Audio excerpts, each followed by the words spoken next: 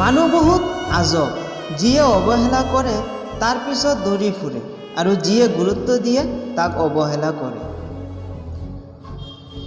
পাহৰি যোৱাই ভাল। মানুহে কিছুমান কথা পাহৰিব নোৱাৰে, শেষ পৰ্যন্ত সি পাগল হৈ যায়। জীৱনটো যদি ইমান আনন্দময় হ'লে হয়, তেনেহ'লে পৃথিৱীত অহাৰ সময়ত মানুহ কান্দি নাহিলে হয়। সকলোতকৈ বেয়া একাকিত্ব হ'ল নিজক ভাল নাৰাখা। যিয়ে কৰিব আনৰ উপকাৰ, যিয়ে দিব টকা ধাৰ, যিয়ে কৰিব ভাল ব্যৱহাৰ, এই তিনিটা গুণ যাৰ আছে সি নিশ্চয় পাব ভুলকা বা উপহাৰ। মই মানুহক বহুত কাষৰ পৰা দেখিছোঁ, মানুহ আচলতে দূৰৰ পৰাই বহু বেছি। আমি সেই জাতিৰ মানুহ 200 টকাৰ চোৰক গছত বান্ধি আৰু 2 কোটি টকা চোৰক ছাৰ বুলি মাতো। গভীৰ ৰাতি সকলোৱে প্ৰিয় মানুহটোৰ লগত চেটিং নকৰে।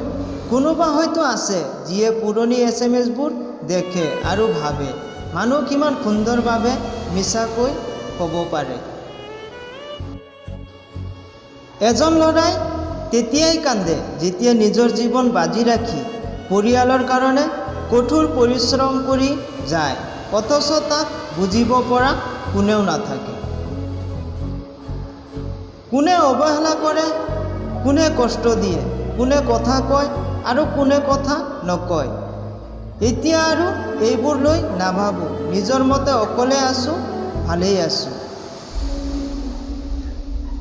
তুমি সেই মানুহটোক সদায় আনন্দত ৰাখা যাক তুমি সদায় আইনাত দেখা।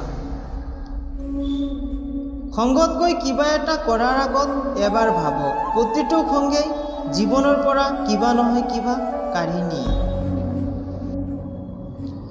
মানুহে মুকুতা বিচাৰিব গৈ আচল সোণটোকে হেৰায় আৰু শেষত পায় চিকমিক কৰি থকা লোহা, যাক অলপ দিনৰ পিছতেই মামৰে ধৰিব। আইনাৰ গ্লাছ যদি খোলা থাকে নিজৰ চেহেৰাটো স্পষ্ট দেখা নাযায়, তেনেকৈ নিজৰ মনটো যদি পৰিষ্কাৰ নাথাকে কাৰোবাকেই ভাল নালাগে। কাৰোবাক মান্যতা দিয়া ভাল, কিন্তু যিমানটো দি নিজৰ মানহানি নহয়। কাৰোবাক সন্মান কৰা ভাল, কিন্তু যিমানটো দি যাতে নিজৰ আত্মসন্মান বজাই থাকে। গুৰুত্ব দিয়া ভাল, কিন্তু যিমানটো দি যাতে নিজৰ যোগ্যতা সৰু হৈ নাযায়। এজনে আনজনৰ প্ৰতি বিশ্বাস ৰাখি দুটা পৰিয়ালক মিলাই বিয়া কৰাটোৱে হ'ল ভালপোৱাৰ সাৰ্থকতা। কাৰোবাক বহু বেছি ভাল বা বেয়া বুজাবলৈ নাযাব, কাৰণ আপুনি বেয়া হৈ যাব, অৰ্থাৎ তাক এৰি দিয়ক। সি যেতিয়া ঠগিব অথবা বিপদত পৰিব, সি এনেতেই আপোনাৰ মূল্য বুজিব পাৰিব। কিছুমান বস্তু কেতিয়াও পুৰণি নহয়, তেনেকৈয়ে কিছুমান মানুহ পুৰণি নহয়। প্ৰতিদিনে নতুন ভালপোৱা জন্ম লয় সিহঁতৰ প্ৰতি। জয়ৰ কাৰণে বহুত সাধনাৰ প্ৰয়োজন, কিন্তু পৰাজয়ৰ কাৰণে এটা ভুলেই যথেষ্ট।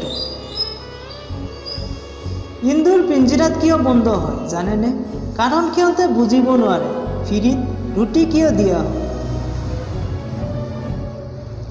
তাক লৈয়ে আনন্দ থাকিবলৈ শিকক, যিয়ে তোমাক পায় আৰু আন কাৰোবাক নিবিচাৰে। জীৱনত তুমি তাকেই বিশ্বাস কৰা যিয়ে তোমাৰ ওচৰত একো প্ৰতিদান নিবিচাৰে। মিছা কোনো ভৱিষ্যত নাই।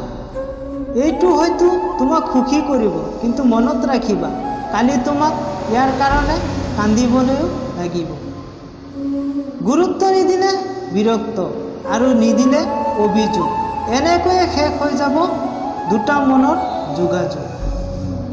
জীৱনত এনেকুৱা কিছুমান কষ্ট থাকে যিটো মানুহক সহজতে ক'ব পৰা নাযায়। নিজৰ মূল্য বুজিবলৈ শিকা, নহ'লে যিকোনোৱে ব্যৱহাৰ কৰি তোমাক দূৰত পেলাই দিব।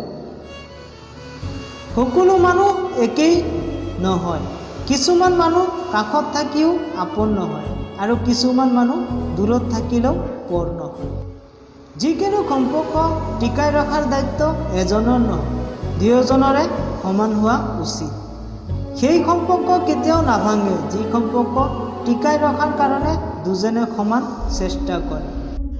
ধন্যবাদ বন্ধুসকল, আজিলৈ ইমানেই। লগ পাম পৰৱৰ্তী ভিডিঅ'লৈ। যদি ভিডিঅ'টো ভাল লাগে লাইক কৰিব, কমেণ্ট কৰিব, শ্বেয়াৰ কৰিব আৰু এনেকুৱা ভিডিঅ'বোৰ নিয়মীয়াকৈ পাবলৈ চেনেলটো ছাবস্ক্ৰাইব কৰি ল'ব। তো আজিলৈ ইমানেই। ভালে থাকক, সুস্থ থাকক, সকলোৱে থাকক।